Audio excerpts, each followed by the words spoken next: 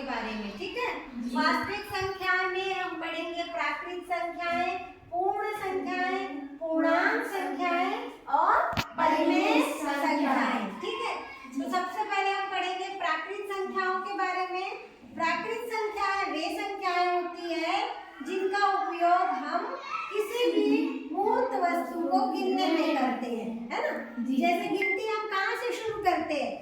एक से। शून्य से करते हैं क्या? है ना। तो प्राकृत संख्या हो जाएगी 1 2 3 4 5 100 200 300 1000 2000 अनंत तक, ठीक है।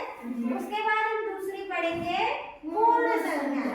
पूर्ण संख्याएं वे संख्याएं होती है जिनको हम जोड़ घटाने गुणा भाग या गणित बनाने में उपयोग करते हैं, उसको हम बोलते हैं पूर्ण संख्याएं।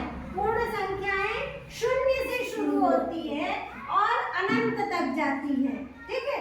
1 2 0 1 2 3 ऐसे करके। फिर है पूर्णांक संख्याएं। पूर्णांक संख्याएं वे संख्याएं होती है जिसको हम संख्या रेखा में भी लिख सकते हैं। इसमें शून्य भी आता है, धनात्मक संख्याएं भी आती है और ऋणात्मक संख्याएं भी आती है। इन सबको मिलके हम कहते हैं पूर्णांक। पूर्णांक।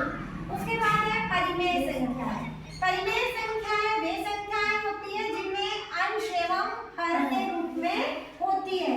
लेकिन परिमेय संख्या और भिन्न में एक अंतर होता है कि परिमेय संख्या के हर में कभी भी शून्य नहीं होता है। अगर कोई पूर्णांक संख्या है तो अगर हम उसको पूर्ण संख्या में बदलें तो पूर्णांक की संख्या के नीचे अगर 1 लिख देंगे तो वो पूर्ण संख्या परिमेय संख्या बन जाती है। लेकिन अगर किसी भी पूर्णांक या पूर्ण संख्या या प्राकृत संख्या के नीचे शून्य लग जाएगा तो वो परिमेय संख्या होगी क्या? नहीं होगी, ठीक है। ओके, समझ आ गया?